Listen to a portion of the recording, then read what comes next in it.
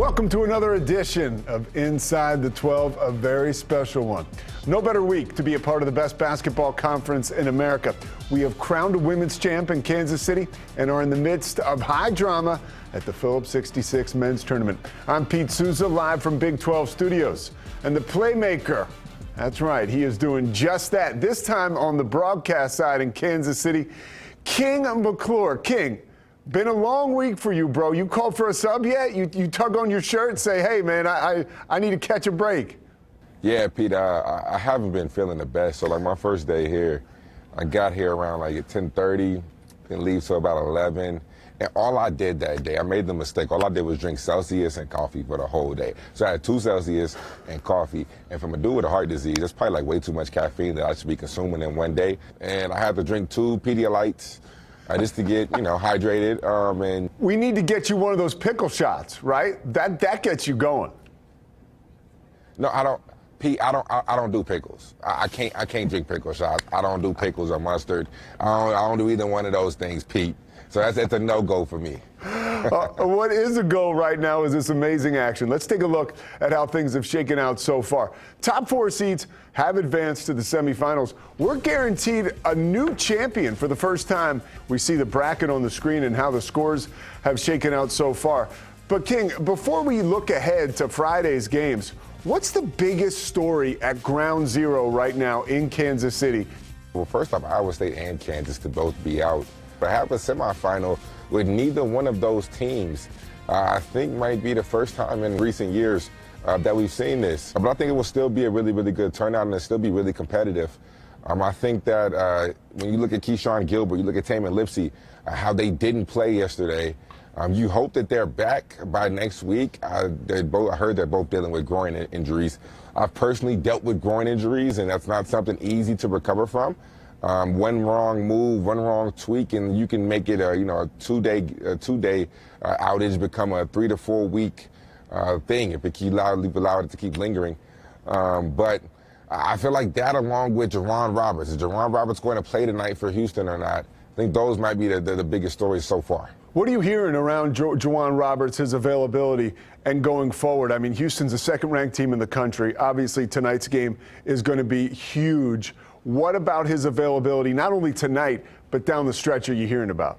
I mean, if I'm Houston, if I'm Kelvin Sampson, I mean, you know how he prides himself on toughness, the whole culture.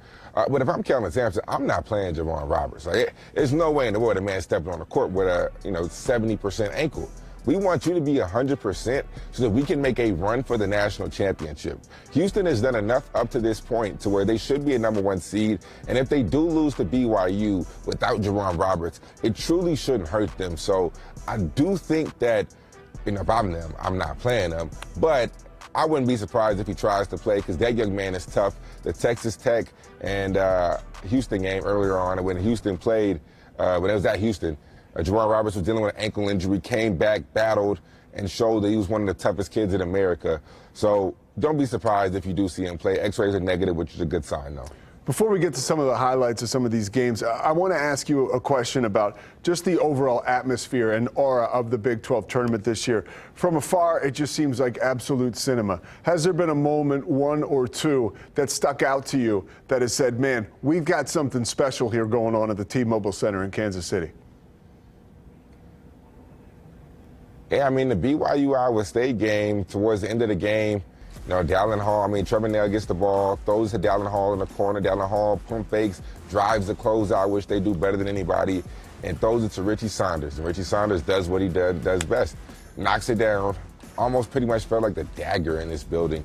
But I feel like that was one of the moments. That was a special moment yesterday. In the Kansas game, the Kansas-Arizona game, the way that Arizona was able to just quiet the crowd and dominate the game towards the latter half of the second. I feel like that was a huge moment, too. So I feel like, there's plenty of teams, plenty of moments here that we can point to, we can pinpoint and say this conference has something special. And the teams, particularly BYU and Arizona, for them to be able to pull off what I like to call like road wins, kind of, sort of. Yeah. That was impressive. So there's a lot of moments that you can pinpoint yesterday and say, like, hey, this conference is special. This conference has really, really good teams and great programs. Dude, you played in a lot of postseason tournaments, the Big 12, obviously. That game yesterday, Iowa State and BYU, an early game, right? So on the Thursday, a lot of times the building isn't packed out. There's not a ton of energy. It seemed like watching, man, that was the exact opposite. It was palpable in that arena for an early game. Explain to people how special that is at a conference tournament. I agree 100%, Pete. And I think that just goes to show that Iowa State fans are extremely passionate, man.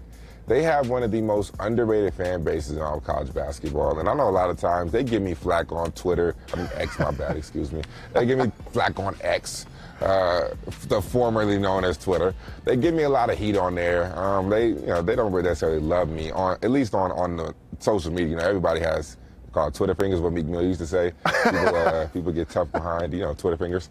But they give me flack on there. But they have a really, really, truly special fan base. I mean, the way that they travel, the way that they show up for their guys, when you go to Ames and you see the way that they, how loud they get, how angry they get at the referees. I mean, that's a passionate fan base, and it's not just for the men's, it's for the women's as well. I mean, they might have the best support for any women's program in the Big 12 also. So I think that fan base and all in totality, I think they're really, really special and very underrated, and they have one of the best in the country, no doubt about it. All right, let's get to tonight. What to watch, presented by Children's Health, I should say today for that matter. BYU versus Houston at 7 Eastern. That's going to be on ESPN2, followed by Arizona versus Texas Tech at 9:30. What are you most excited to see about these games? Well, in the first game, the BYU-Houston game, it's just a contrast of styles. Houston is in the 300s when it comes to the tempo, the pace they play at. BYU wants to push it and get threes in transition. I feel like whoever will be able to control the tempo will be able to win the game. And then this Arizona-Texas Tech game, I mean, who will stop JT Toppin? How do you stop JT Toppin? Can you stop JT Toppin? The answer so far up to this point in conference in this tournament has been no. Nobody has been able to. But I do think that Tommy Lloyd will do a really good job of, throwing different options at him, whether that be Townsend, whether that be Vasar, who's playing so well, whether that be Awaka at times. I mean, I think they have options and they have bodies, but also you have to take into consideration Arizona's guards when it comes to KJ Lewis, Jaden Bradley, Caleb Love. When it comes to getting downhill, they get downhill better than almost anybody in the country. So will they be able to put pressure on the guards of Texas Tech, and will Texas Tech's smaller guards be able to withstand that? King, how when sometimes you hear about a guy having an amazing game in the NCAA tournament and he walks out of the locker room and there's the NCAA ready to drug test him, like, what was this guy on PEDs or something? It's good to know, talking to you today, that you were so amazing so far covering the tournament. You just tested positive for Celsius and coffee. So you're off the hook. You can continue to play.